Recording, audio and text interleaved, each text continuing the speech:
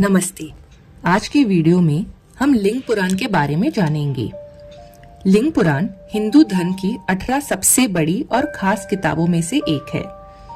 यह किताब मुख्य रूप से भगवान शिव से जुड़ी है। इसमें भगवान शिव की पूजा, उनके विचार और कहानियों के बारे में बताया गया है। इसमें समझाया गया है कि लिंग का असली मतलब क्या है। यह सिर्फ कोई पत्थर या मूर्ति नहीं है, बल्कि उस बड़ी ताकत की निशानी है जिसका कोई रूप नहीं है और जो पूरे ब्रह्मांड में फैली है। लिंग पुराण 2 मुख्य हिस्सों में बांटा गया है, पूर्व भाग और उत्तर भाग। इसमें करीब 11,000 श्लोक है। इसमें पुरानी कहानियों, दुनिया के कैसे बनी, गहरी सोच और पूजा पाठ के तरीकों का बहुत सुंदर मेल है। लिंग का असली मतलब। संस्कृत भाषा में लिंग शब्द का मतलब निशान या पहचान होता है। लिंग पुराण के अनुसार लिंग सिर्फ पूजा करने की कोई चीज नहीं है, बल्कि यह उस परम शक्ति की निशानी है जिसे हम देख नहीं सकते। यह आग के उस बहुत बड़े खंबे को दर्शाता है जिससे यह पूरी दुनिया बनी है और आखिर में सब कुछ उसी में मिल जाएगा। यह उस दुनिया और उस भगवान के बीच का एक पुल का काम करता है। तो आइए देखते हैं लिंग पुराण की मुख्य शिक्षाएं। पहली, ज्योतिर्लिंग की कहानी। एक बार ब्रह्मा जी और विष्णु में झगड़ा हो गया कि सबसे बड़ा कौन है। तभी उनके बीच एक बहुत बड़ा प्रकाश स्तंभ यानी ज्योतिर्लिंग आ गया। ब्रह्मा जी ऊपर की ओर गए और विष्णु जी नीचे की ओर गए, ये ढूंढने के लिए कि ये स्तंभ कहाँ शुरू और कहाँ खत्म होता है। लेकिन हजारों साल प्रयत्न करने के बाद भी उन दोनों को उनकी ऊपर का और नीचे का अंत नहीं मिला। तब भगवान शिव उसमें से प्रकट हुए और बताया कि वही सबसे बड़े अनंत है जिससे ये पूरी दुनिया बनी हुई है। दूसरी सीख, शिव ही सबसे बड़े भगवान हैं। आमतौर पर हिंदू कहानियों में शिव को दुनिया को खत्म करने वाले के रूप में जाना जाता है, लेकिन लिंग पुराण उन्हें सबसे बड़ा और परम ईश्वर मानता है। इसमें उन्हें दुनिया बनाने वाला कहा गया है, जो समय और आकार से बहुत ऊपर है। यह किताब सिखाती है कि शिव को ही सब कुछ का जन्मदाता मानना भगवान को जानने की पहली सीढ़ी है। यह किताब मन को साफ करने और शिव के करीब जाने के लिए रोजाना लिंग पूजा करने पर जोर देता है। तीसरी सीख, ध्यान का रास्ता और जन्म मरण से आजादी। लिंग पुराण ध्यान और तपस्या के एक खास तरीके पर बहुत जोर देता है, जिसे आत्मा को आजाद करने के लिए बनाया गया है, यानी मोक्ष के लिए। पशु यानी हमारी आत्मा है जो दुनियादारी और लालच में फंसी है। पाश यानी ये बेड़ियां या दुनियादारी के धोखे हैं जो आत्मा को बांध कर रखते हैं। पशुपति यानी आत्माओं के मालिक, जिन्हें शिव को भी कहा जाता है। यह किताब सिखाती है कि अच्छे से ध्यान लगाकर, सांसों पर काबू पाकर, तपस्या करके और सच्चे मन से भक्ति करके कोई भी इंसान अपनी बेड़ियों से आजाद हो सकता है और शिव में मिलकर हमेशा के लिए जन्म मरण के चक्र से छूट सकता है। चौथी सीख, दुनिया कैसे बनी और समय का पहिया। यह किताब युगों के बारे में बताकर समझाती है कि समय एक पहिए की तरह घूमता रहता है।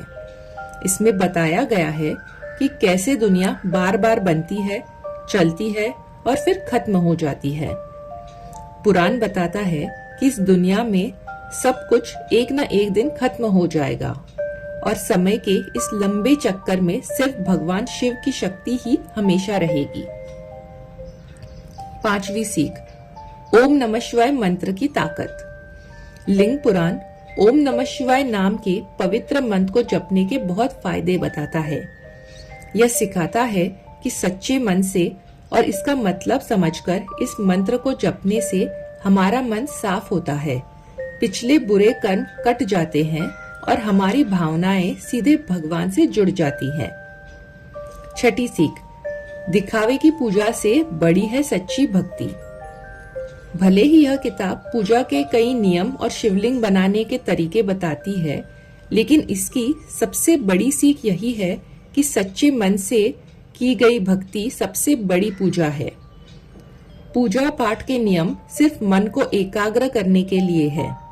भगवान से सच में जुड़ने के लिए आपके दिल और मन का साफ होना जरूरी है। 7वीं सीख, शिव और शक्ति का एक साथ होना।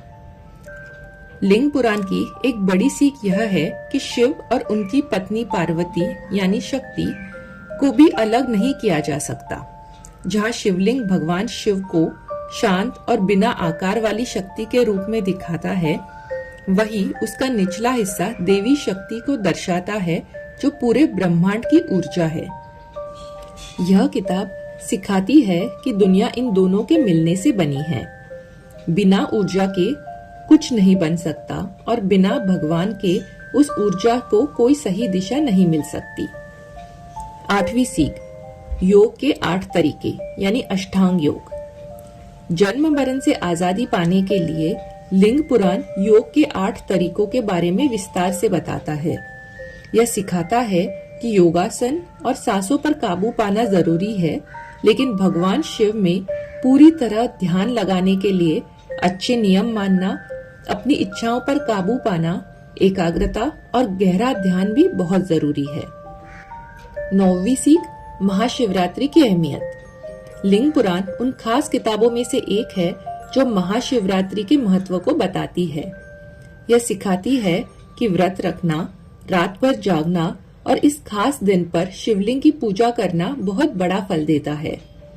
किताब में कहा गया है कि इस रात सच्चे मन से की गई भक्ति हमारे जन्मों के बुरे कर्मों को जलाकर राख कर देती है और हमें भगवान के करीब ले जाती है। 10वीं सीख, ओम की सबसे पुरानी आवाज। यह किताब भगवान शिव को ओम शब्द से गहराई से जोड़ती है। यह सिखाती है कि यह दुनिया बनने से पहले भगवान एक गूंजने वाली आवाज के रूप में मौजूद थे। ओम का जाप और ध्यान सिर्फ एक प्रार्थना नहीं है, बल्कि अपने मन की आवाज को शिव की पहली आवाज से मिलाने का एक सीधा तरीका है। आपको ये वीडियो कैसी लगी हमें कमेंट्स में जरूर बताइए। और अगर आपको पुराने ज्ञान, आध्यात्म और पवित्र किताबों के बारे में जानने का शौक है तो चैनल को सब्सक्राइब करना ना भूलें। हर हफ्ते हम दुनिया के सबसे महान और पुरानी मान्यताओं की खास बातों को आसान भाषा में समझाते हैं। धन्यवाद।